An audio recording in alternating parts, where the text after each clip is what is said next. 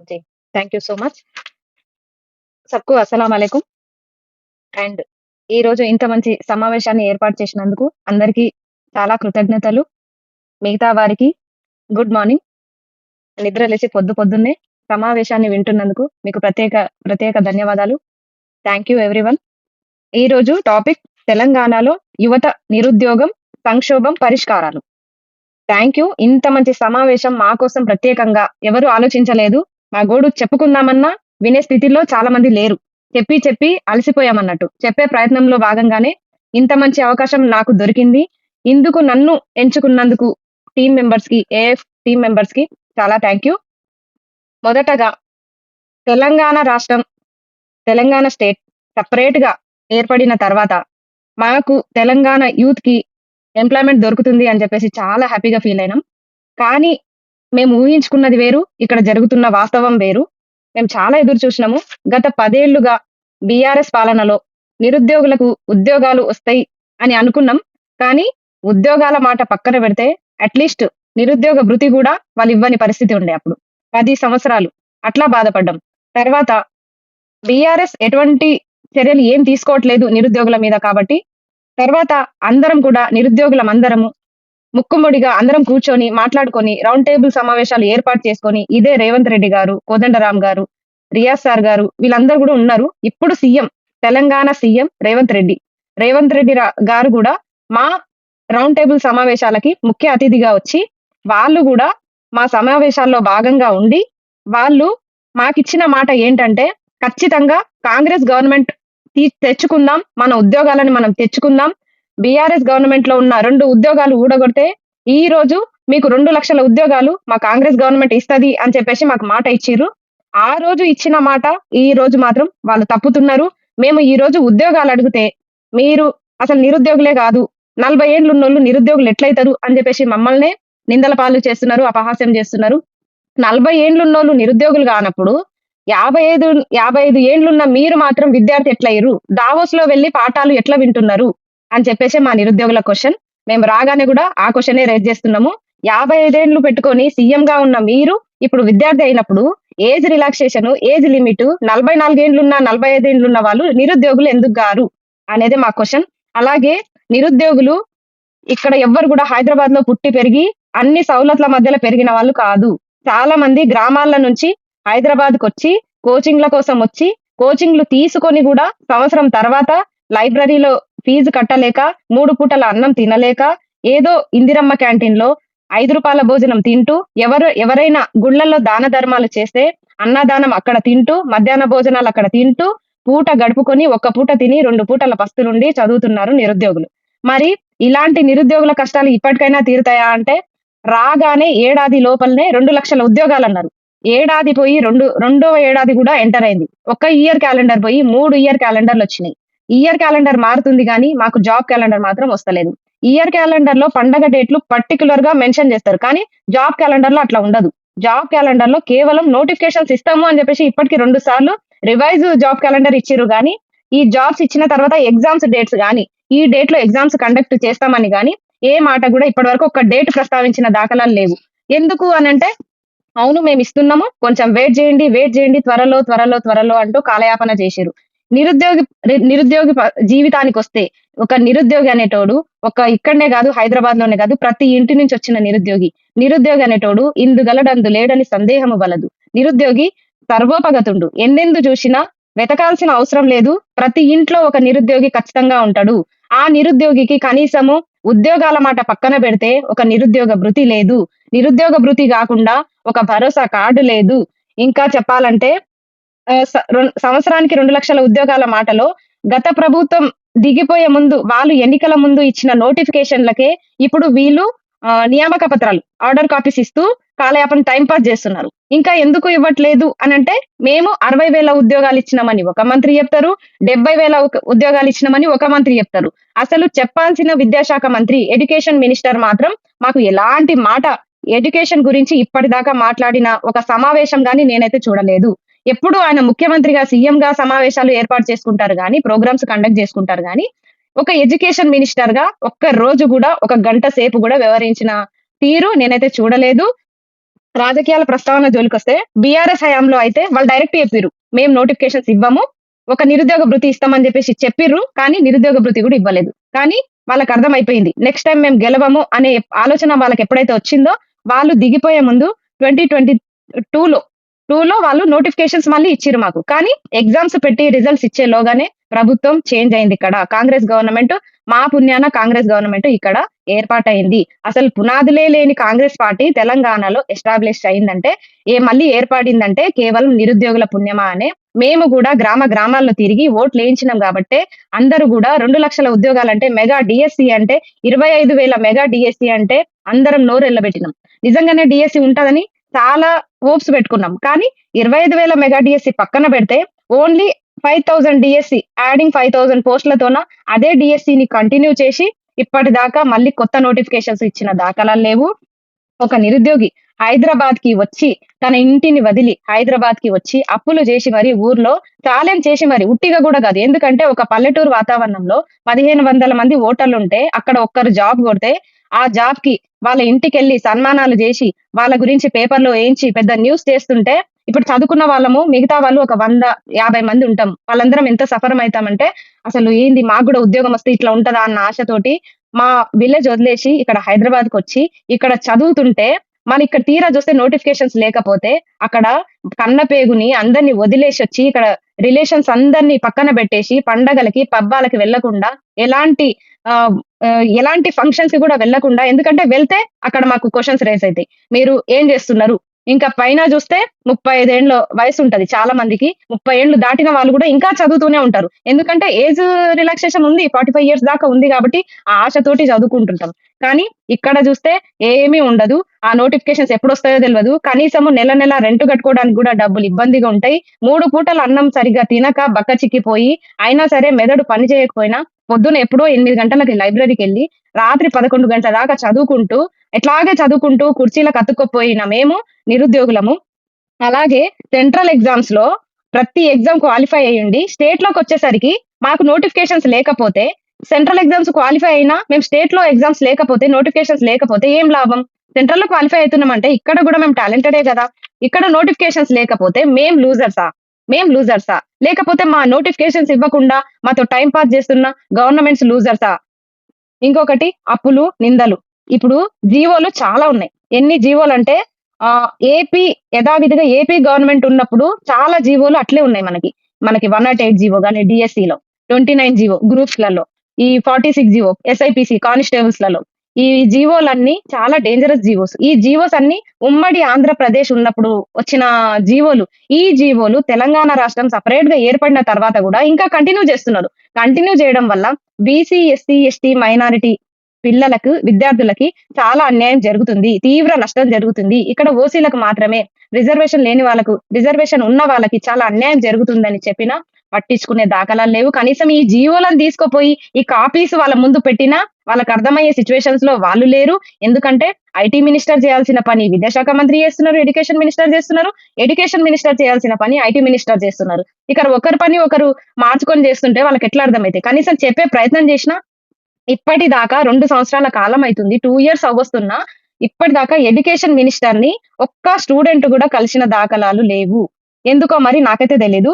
ఎన్నో ధర్నాలు ఉద్యోగాల కోసం, నోటిఫికేషన్ల కోసం ఎన్నో ధర్నాలు చేస్తున్నాం ఇక్కడ నిరుద్యోగులము. అందులో భాగంగానే ముందుండి ఎవరైతే కొట్లాడుతున్నారో నాతో సహా ఎవరైతే కొట్లాడుతున్నారో వాళ్ళందరి మీద కేసులు. ఫ్రెష్ గా ఈ రోజే మళ్ళొక కేసు 170 బిఎన్ఎస్, 223, 292 ఈ కేసులన్నీ నిరుద్యోగుల పైన పెట్టి ఎవరెవరైతే ముందుండి కొట్లాడుతున్నారో వాళ్ళందరినీ ఇబ్బంది పెట్టే ప్రయత్నాలు కూడా చేస్తున్నారు. అయినా సరే ఈ కేసులంటే మనకు తెలుసు. చిన్న చిన్న కేసులా పెద్ద పెద్ద కేసులా పక్కన పెడితే ఇలాంటి కేసులు పెట్టి నిరుద్యోగులను ఇబ్బంది పెడుతుంటే గ్రామాల్లోకి వెళ్తాం. రేపటినాడు విలేజెస్ లోకి వెళ్ళిన తర్వాత మిమ్మల్ని పోలీసులు పట్టుకెళ్తున్నారు అంటే ఒక అమ్మాయిగా నేను ఎంత ఇబ్బంది పెడతానో కూడా వీళ్ళకి తెలీదు. చుట్టుపక్కల చూసే వాళ్ళు కూడా పోలీస్ స్టేషన్లు తిరుగుతున్నామంటే అది నిరుద్యోగుల కోసం చేస్తున్నావా, ఇంకేమన్నా పథకాల కోసం చేస్తున్నావా పక్కన పెడితే వీళ్ళు ఏమనుకుంటారు? ఒక అమ్మాయి పోలీస్ స్టేషన్ లో ఉంది అంటే అసలు మా చుట్టాలు కూడా ఒకానొక టైంలో నా నంబర్ బ్లాక్ చేసిన పరిస్థితి ఉంది. అంటే వాళ్ళకి తెలీదు. చెప్పినా అర్థం చేసుకునే సిచ్యువేషన్ లో వాళ్ళు లేరు. ఎక్కువ చదువుకొని మేము మూర్ఖులం అయిపోయినాం. వాళ్ళు చదువుకోకుండా మా మీద వచ్చిన ఆరోపణలు నిజమని వాళ్ళు నమ్ముతున్నారు. కాబట్టి ఇక్కడ ప్రభుత్వం నిరుద్యోగుల పట్ల వ్యవహరిస్తున్న తీరు చాలా అన్యాయము. ఇవన్నీ పక్కన పెడితే ముఖ్యంగా మాకంటూ ఇక్కడున్న ఒకే ఒక సపోర్టు మీడియా సపోర్టు. మీడియా మిత్రులకి చాలా మేము రుణపడి ఉంటాం. ఎందుకంటే మేమెప్పుడు ఇబ్బంది పడ్డా, మాకిలాంటి ఇబ్బందులు ఎదురైతున్నాయని చెప్పినా, మా సమస్యలన్నీ, మా ప్రాబ్లమ్స్ అన్నీ, మేము పడుతున్న ఇబ్బందులన్నీ మీడియా మాత్రం ఇలాగే సోషల్ మీడియా ద్వారా మొత్తం బయట పెట్టే ప్రయత్నాలు వాళ్ళు చేస్తున్నారు. వాళ్ళందరికీ మేమెప్పుడూ రుణపడి ఉంటాము. సరే ఇవన్నీ పక్కన పెడితే నిరుద్యోగులకి నోటిఫికేషన్స్ లేట్ అయితున్నాయి. సరే అట్లనన్నా లేనా మంత్లీ మనకి నిరుద్యోగ భృతి ఒక 4,500 వస్తుందా అంటే అది గూడా లేదు. కనీసం అవన్నా వస్తే ఫైనాన్షియల్‌గా కొంతమంది అన్‌ఎంప్లాయ్‌మెంట్ స్టూడెంట్స్‌కి సపోర్ట్ ఉంటది. అయినా సరే అది గూడా వస్తలేదు. అసలు విద్యార్థి భరోసా కార్డ్ లేదు. ఫీజ్ రియంబర్స్‌మెంట్ లేదు. ఇంకా విద్యాశాఖ మంత్రి జోలికొస్తే అసలు ఒక సీఎం దగ్గర ఇప్పటికీ 4 శాఖలు, మంత్రిత్వ శాఖలు పెట్టుకొని వాళ్ళు ఏం చేస్తున్నారో నాకైతే అర్థమైతలేదు. ఒక విద్యాశాఖ మంత్రి వేరే పర్సన్ కైనా ఇస్తే కనీసం మేము ఆ విద్యాశాఖ మంత్రిని, ఎడ్యుకేషన్ మినిస్టర్‌ని కలిసే ప్రయత్నమైనా చేస్తాము. కానీ కలిసే అవకాశం గూడా మాకు లేదు. ఇప్పటిదాకా ఈ కాంగ్రెస్ గవర్నమెంట్ రాకముందు మేము ఎన్ని రౌండ్ టేబుల్ సమావేశాలు ఏర్పాటు చేసుకున్నామో, ఈ మేనిఫెస్టో మేము అందరం గూడా రౌండ్ టేబుల్ సమావేశంలో కూర్చొని తయారు చేసుకున్న మేనిఫెస్టో. మేమే తయారు చేసిన మేనిఫెస్టోలో మాకే అర్హత లేకుండా పోయింది. ఆ మేనిఫెస్టోలో 6 గ్యారంటీలు ఏవైతే ఉన్నాయో వాటన్నిటికి మేము ఎవ్వరం గూడా ఆశపడలేదు. కేవలం ఈ 2,00,000 ఉద్యోగాలకే ఆశపడ్డాం. ఎందుకంటే ఈ 2,00,000 ఉద్యోగాలొస్తే 2,00,000 కుటుంబాలు బాగుపడ్డట్టే గదా! 2,00,000 కుటుంబాలలో 2,00,000 మందికి ఉద్యోగాలొస్తే ఎంతమంది 40,000 జీతం ఎత్తుకుంటే ఆ ఇంట్లో 6 గ్యారంటీల అవసరం ఏముంది? రాని వాళ్ళు మళ్ళీ యథావిధిగా ప్రైవేట్ సెక్టార్‌లో జాబ్స్ చూసుకుంటారు. అట్లా గాదని మీరెందుకు ఇంకా గవర్నమెంట్ జాబ్స్ నోటిఫికేషన్స్ ఇవ్వట్లేదు అంటే, మీరు ప్రైవేట్ సెక్టార్‌లో చూసుకోండి అని జెప్పేసి మాకు జెప్తున్నారు. మేము ప్రైవేట్ సెక్టార్‌లో చూసుకోవాల్సిన అవసరం ఉంటే, మేము ఇన్ని సంవత్సరాలు చదవాల్సిన అవసరం ఏముంది? మేము అట్లా గూడా క్వెషన్ చేస్తుంటే మీకెలాంటి అర్హతలు లేవు. ఎలాంటి అర్హతలు లేకపోయినా మీరు కొట్లాడుతున్నారంటే, క్వెషన్ చేసే ప్రతి ఒక్కరు లూజర్సా? లేకపోతే టాలెంట్ లేకుండా కొట్లాడడానికొస్తారా? ఇంకొకటి అలా అనుకుంటే ఒకప్పటి జార్జి రెడ్డి, ఒకప్పటి అంబేద్కర్ వీళ్ళందరూ లూజర్సా? వాళ్ళెవ్వరు గూడా చదువుకోకుండానే, ఎలాంటి టాలెంట్ లేకుండానే ఇలాంటి ఉద్యమాలు చేశారా? ఇలాంటి ఉద్యమాలు చేసే ఒక కొత్త చేంజెస్‌ని తీసుకొచ్చారా సొసైటీలో? ఈ సమాధానాలన్నీ ఈ గవర్నమెంట్ చెప్పాలి. ఎందుకంటే ఎవరైతే నిరుద్యోగులు క్వెషన్ చేస్తున్నారో, అన్‌ఎంప్లాయ్‌మెంట్ స్టూడెంట్స్ ఎవరైనా క్వెషన్ చేస్తే వాళ్ళ మీద కేసెస్ పెట్టి భయపెట్టడము, లేకపోతే వీళ్ళసలు అన్‌ఎంప్లాయ్‌మెంట్ స్టూడెంట్స్ కాదు, వీళ్ళకసలు స్టడీ రాదు, వీళ్ళసలు కూర్చొని చదవరు, వీళ్ళకి చేత గాదు అనే నిందలేస్తున్నారు. ఇది ఎంతవరకు కరెక్టు అని చెప్పేసి నేను అడుగుతున్నా. అలాగే నేను అడిగినట్టు ఒకప్పటి జార్జి రెడ్డయినా, ఒకప్పటి అంబేద్కర్ గారైనా వీళ్ళందరూ గూడా మాలాంటి ఉద్యమాలు చేయకపోతే ఈ రోజు సొసైటీలో ఇన్ని చేంజెస్ వచ్చేవా?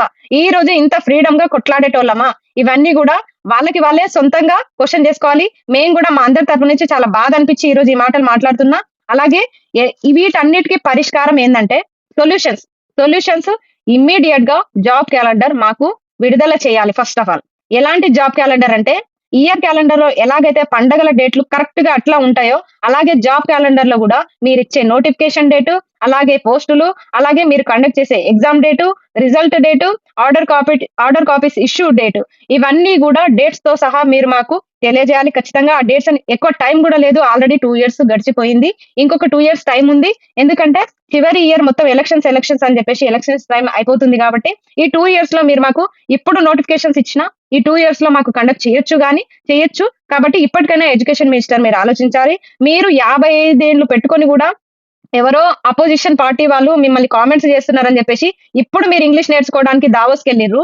మరి అలాంటప్పుడు మేము నిరుద్యోగులము 45 ఇయర్స్ వరకు చదువుకునే అవకాశం ఉన్నప్పుడు మేమెందుకు చదువుకోవద్దు?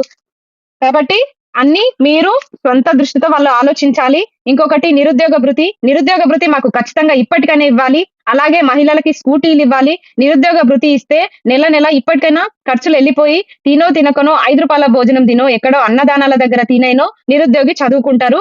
ఎవరైనా దానంగా అన్నదానం చేసేవాళ్ళు గూడా చాలా మందున్నారు. లైబ్రరీస్ దగ్గర ఇప్పుడు చేస్తున్నారు. నిరుద్యోగుల తిప్పలు చూడలేక చిక్కడపల్లి లైబ్రరీ గాని, దిల్సుఖ్ నగర్‌లో గాని చాలా మంది టెంపుల్స్‌లలో అలాగే ఎవరైనా అన్నదానాలు పెట్టేవాళ్ళుంటే వాళ్ళైనా లైబ్రరీస్‌కొచ్చి పెడుతున్నారు గాబట్టి వాళ్ళందరూ గూడా అట్లట్లా కాలం ఎల్లగొడుతున్నారు కాబట్టి ఖచ్చితంగా వీళ్ళకి ఆర్థిక భారం ఉండొద్దు అనుకుంటే ఖచ్చితంగా నిరుద్యోగ భృతి మీరిచ్చిన మాట ప్రకారమే మేనిఫెస్టోలో ప్రకటించిన ప్రకారమే నిరుద్యోగ భృతి ఇవ్వాలి.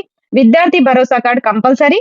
అలాగే ఫీజ్ రియంబర్స్‌మెంట్ లేకపోతే ఈరోజు నేననే పర్సన్ గూడా చదువుకోలేని దుస్థితిలో ఉండేదాన్ని. ఎందుకంటే నాలాంటి నిరుపేద కుటుంబాల నుంచి వచ్చిన విద్యార్థులకి ఫీజ్ రియంబర్స్‌మెంట్ చాలా అవసరం. కాబట్టి ఫీజ్ రియంబర్స్‌మెంట్ చాలా నీడ్.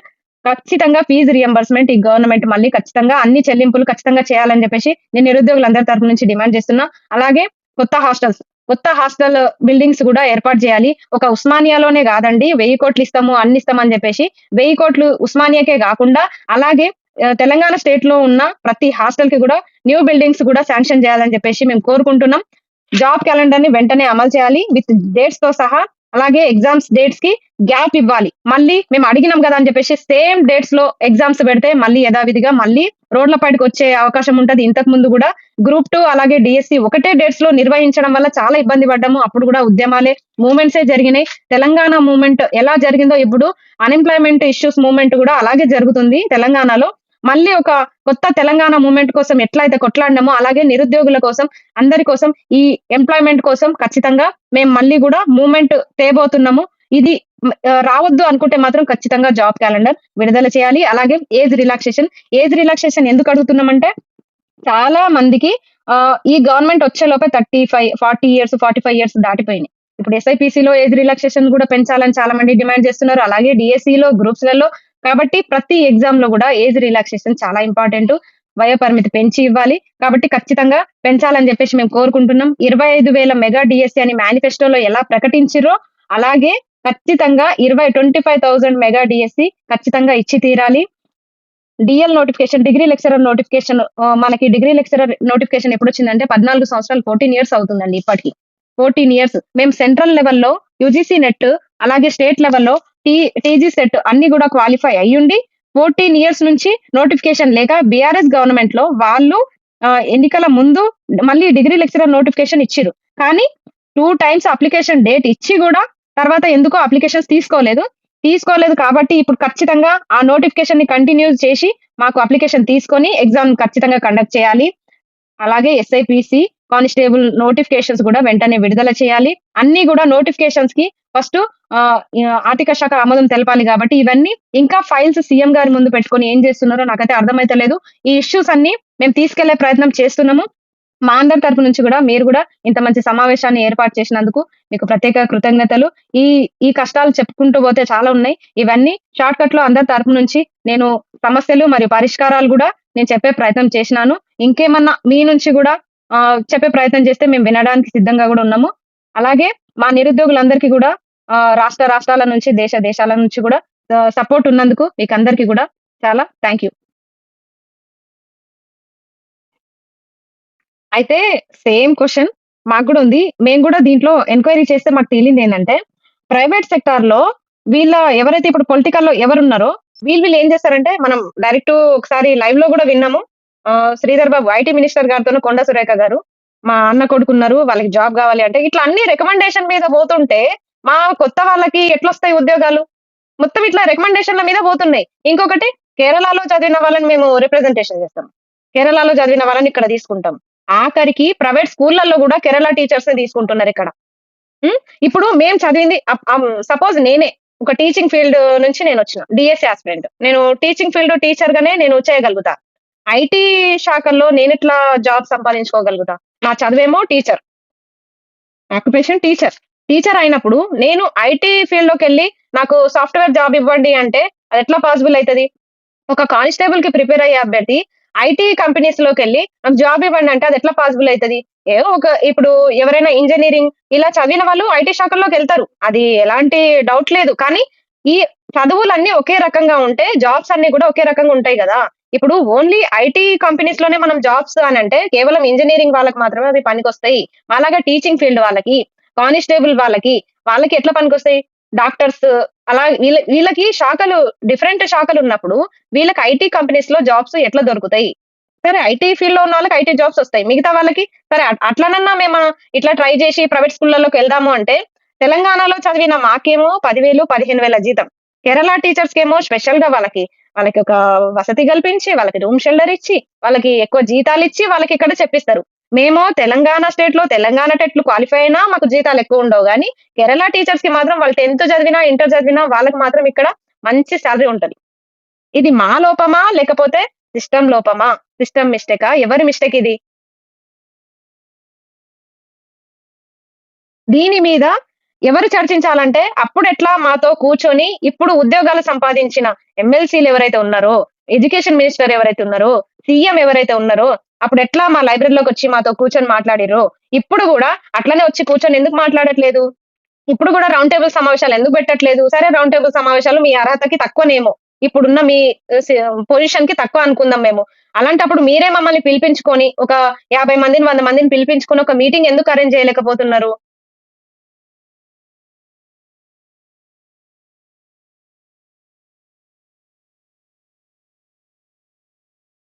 సౌండ్.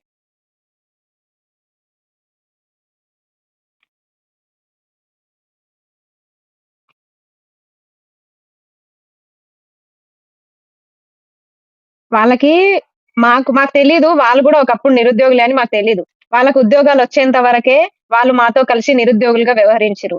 ఎప్పుడైతే వాళ్ళకి ఎమ్మెల్సీలుగా, ఎమ్మెల్యేలుగా, అలాగే చైర్మన్‌లుగా, లైబ్రేరియన్ చైర్మన్‌లుగా వాళ్ళకి ఉద్యోగాలొచ్చినాయో, అప్పుడు వాళ్ళు పార్టీ లైన్‌ని వాళ్ళు దాటట్లేదు. మేము వెళ్లి మీరెందుకు మా సైడ్ నుంచి అప్పుడెట్లాగో నిలబడ్డారు. ఇప్పుడెందుకు నిలబడట్లేదు అనంటే, ఇప్పుడు మాకు పార్టీ లైన్ ఉంది. పార్టీ మాకిచ్చిన పదవుంది. ఇప్పుడు మేము క్వెషన్ చేయలేము.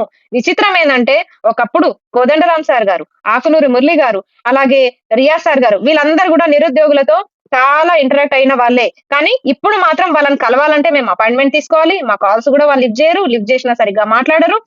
ఇట్లా చేస్తున్నారు. మరి కోదండరాం సార్ గారి జేఏసీ ఇప్పుడెక్కడ బోయింది? ఆ జేఏసీ నేనే క్వెషన్ చేస్తున్నా. మీ జేఏసీ ఎక్కడ పోయింది సార్ కోదండరాం సార్ గారు?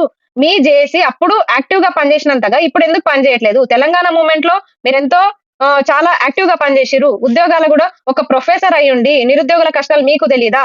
ఇప్పుడు ఎడ్యుకేషన్ మినిస్టర్‌కి, సీఎంకి అంటే ఆయన మనంత చదువుకోలేదేమో, మనంత నిరుద్యోగత ఆయన అనుభవించలేదు. ఆయన పదవుల మీద పదవులు అనుభవించి ఈరోజు ఏకంగా సీఎం అయ్యిర్రు. అది మన పుణ్యమా అని. ఆయనకు తెలీదు మన బాధ. కానీ మీకు తెలుసు గదా! ఒక ప్రొఫెసర్‌గా, ఒక జేఏసీ లీడర్‌గా అలాగే ఒక తెలంగాణ మూవ్‌మెంట్‌లో పాల్గొన్న వ్యక్తిగా మీకు తెలుసు గదా! మరి మీరెందుకు మీ జేఏసీని ఇప్పుడు యాక్టివ్‌గా మా సైడ్ నిరుద్యోగుల సైడ్ ఎందుకు పంపించట్లేదు? వాళ్ళకివ్వరు సార్. వాళ్ళకివ్వరు. ఇప్పుడు వాళ్ళు ఎంక్వైరీ చేసుకుంటారు గదా సార్! ఇప్పుడు మనకి కులగణన, ఇప్పుడు జనగణన ఇవన్నీ చేస్తున్నప్పుడు మనకి ఈ నిరుద్యోగ భృతి ఇచ్చేటప్పుడు వాళ్ళు గూడా క్రాస్ చెక్ జేసుకుంటారు. ఇప్పుడు మనము ఒక, ఒక కంపెనీలో పనిజేస్తున్నామంటే ఒక ఐడీ కార్డ్ ఉంటది. ఇప్పుడు వాళ్ళు చేస్తున్న జాబ్ గూడా మనకి ప్రతి సైట్‌లో ఎంటర్ అయ్యి గూడా ఉంటది. వాళ్ళు ఏ జాబ్ జేస్తున్నారు? ఎక్కడ జేస్తున్నారనేది గూడా ఎంటర్ అయ్యి ఉంటది. అయితే సార్ ఇక్కడొక ఆన్సర్ ఏందంటే సార్, మంచి క్వెషనే అడిగిర్రు సారు. ఇక్కడేముందంటే, మనకి సార్ మీరన్నట్టు ఒక ఎకరమున్న పేదలకైనా, 100 ఎకరాలు, 1000 ఎకరాలున్న మల్లారెడ్డికైనా రైతు బంధొచ్చింది. ఇక్కడ లోపం ఎవరిదంటే గవర్నమెంట్‌ది. ఎవరికెంత ఉంది? అది ఎవరికివ్వాలి? రైతు బంధు ఎంతమంది ఎన్ని ఎకరాల లోపు ఇవ్వాలి అని చెప్పేసి గవర్నమెంట్ డిసైడ్ జేసుకోవాలి. ఇక్కడ గూడా మీరు అడిగిన క్వెషన్‌కి ఆన్సర్ ఏందంటే, డిగ్రీ జేసిన అభ్యర్థికిస్తారా? పీజీ జేసిన అభ్యర్థికిస్తారా? లేకపోతే ఎలాంటి జాబ్ జేయకుండా ఇంట్లో ప్రిపేర్ అయితున్న అభ్యర్థికిస్తారా? కోచింగ్ సెంటర్‌లో ప్రిపేర్ అవుతూ ఎవరైతే అప్లికేషన్స్ వన్ టైమ్ రిజిస్ట్రేషన్స్ ఇలాంటివి చేసుకుంటారు గదా! అట్లా చేసుకున్నోళ్ళకిస్తే చాలా బెటర్ అని జెప్పేసి నా ఆలోచన.